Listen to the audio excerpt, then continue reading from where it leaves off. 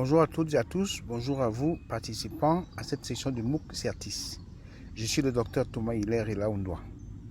Dans cette capsule, nous allons parler de l'intégration du multimédia dans les enseignements et l'apprentissage.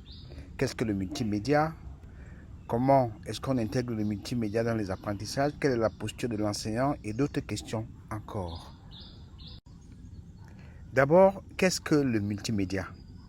Le multimédia, c'est un ensemble de techniques et de produits qui permettent l'utilisation simultanée et interactive de plusieurs modes de représentation de l'information.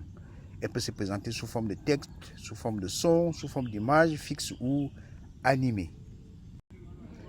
Qu'est-ce qu'un produit multimédia? Un produit multimédia n'est autre chose qu'un support ou une technologie capable d'enregistrer, de restituer et de transmettre une combinaison de textes, de sons, d'images fixes et de vidéos. Le recours au multimédia est un moyen didactique supplémentaire qui est mis à disposition pour les enseignants. Quels sont les outils multimédia? Les outils multimédia, ce sont des outils qui utilisent différentes formes de contenu et de traitement de l'information, qui peuvent être des fichiers graphiques, d'animation, des vidéos. Les appareils tels que l'ordinateur, le téléphone sont aussi des outils multimédia. Qu'est-ce que l'intégration pédagogique du multimédia maintenant? L'intégration pédagogique du multimédia n'est autre que l'usage du multimédia dans le but de permettre aux enseignants et aux apprenants d'acquérir des connaissances, de construire des savoir-faire, de développer des compétences ou de favoriser les apprentissages.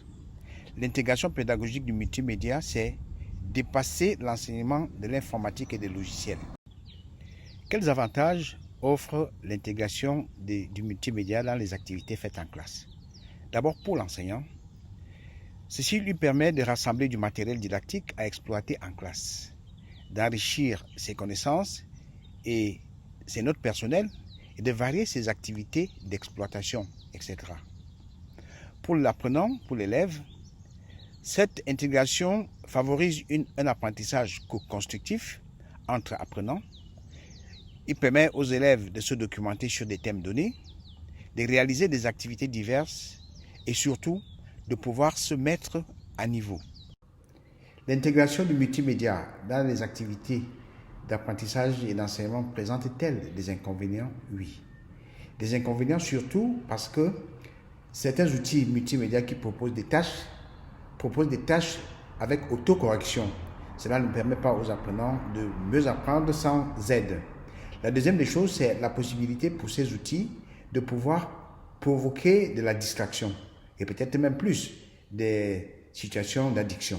Voilà les quelques inconvénients que peut avoir l'intégration du multimédia dans les activités d'apprentissage.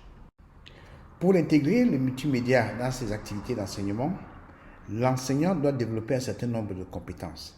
Quelles sont donc les compétences que l'enseignant qui veut intégrer le multimédia dans ses activités en classe doit pouvoir développer? La première des choses, c'est qu'il doit être capable d'exercer un esprit critique face aux outils TIC. C'est-à-dire qu'il doit être capable de juger de l'opportunité de pouvoir utiliser tel outil ou pas. La deuxième des choses, la deuxième compétence, c'est pouvoir évaluer le potentiel didactique d'un matériel, d'un outil multimédia. Donc, lorsqu'il est face à un outil, qu'il puisse lui-même évaluer est-ce que cet outil peut servir aux enseignements, est-ce que cet outil peut servir dans le cours ou la leçon qu'il voudrait faire avec ses élèves.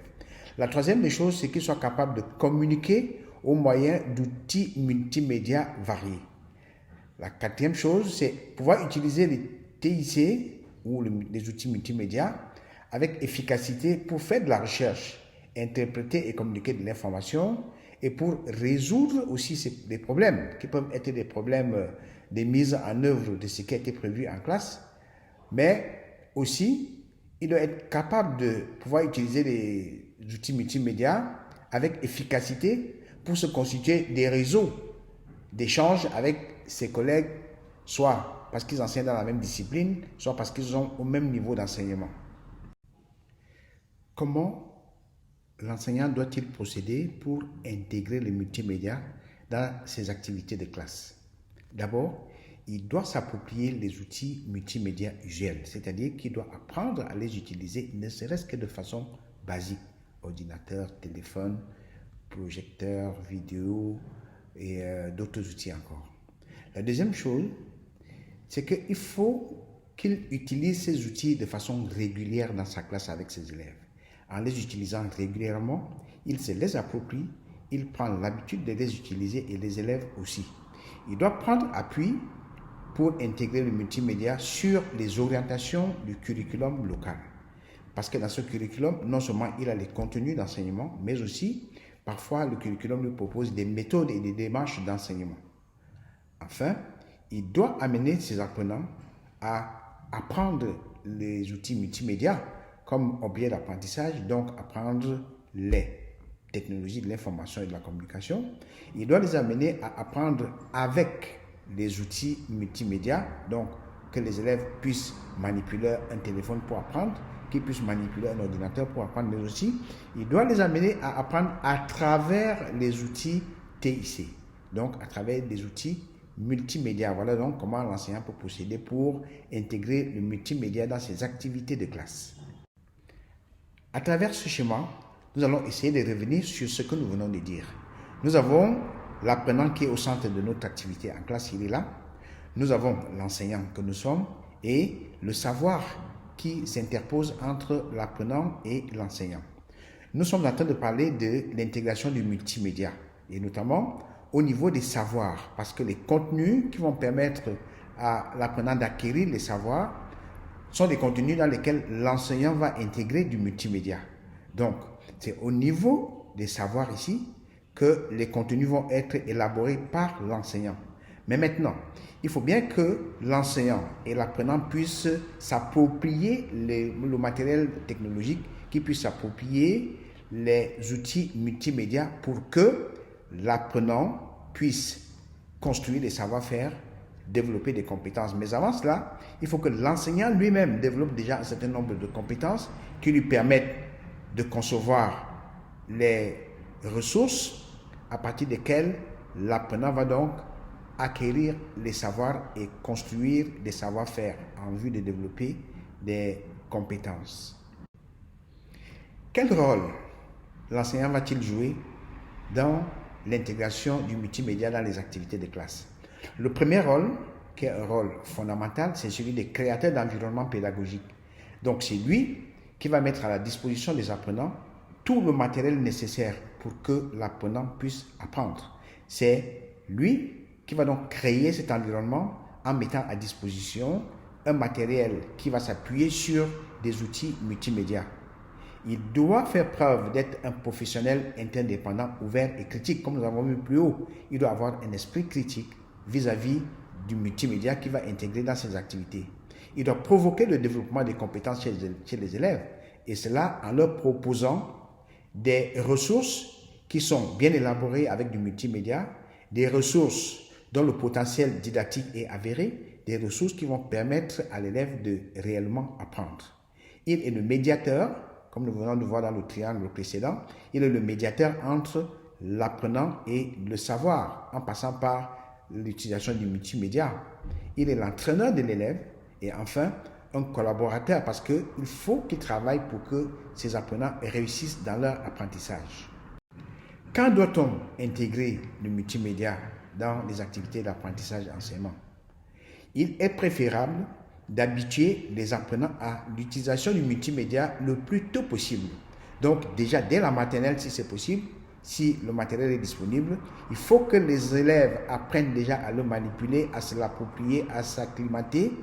Et comme on les appelle les natifs du numérique, ils ont plus de facilité à apprendre à travers l'utilisation du multimédia. Donc il faut les encourager à cela. Quelles sont les limites du multimédia en classe? Il y a sûrement des limites dans l'intégration du multimédia dans les activités d'apprentissage. D'abord, on observe qu'il y a une abondance de ressources sur Internet, une très grande quantité de ressources qui peuvent confondre l'enseignant. L'incertitude du maintien des sites peuvent constituer un écueil pour l'enseignant. Donc, comme il peut trouver une panoplie de ressources, il peut être confronté à la difficulté de pouvoir choisir les ressources les mieux adaptées, les ressources les mieux efficaces pour les activités qu'il organise en classe. La difficulté à trouver des ressources contextualisées, parce que le curriculum de chaque pays est un curriculum qui est contextualisé. Et là, on n'est pas toujours sûr de trouver des ressources qui soient adaptées à ce contexte. Donc, ça peut faire une difficulté, ça peut faire une limite pour l'enseignant qui ne sera pas encore capable par lui-même de produire des ressources à travers l'utilisation du multimédia. Enfin, il y a l'incertitude à pouvoir sauvegarder les ressources dans la durée, parce qu'on doit enseigner pendant longtemps. Et alors, si on ne sait pas les sauvegarder ou si on n'a pas la possibilité de bien les sauvegarder, on est appelé à les refaire à chaque fois. Voilà les quelques limites que nous avons relevées pour ce qui est de l'utilisation du multimédia. Merci. Merci pour votre très aimable attention.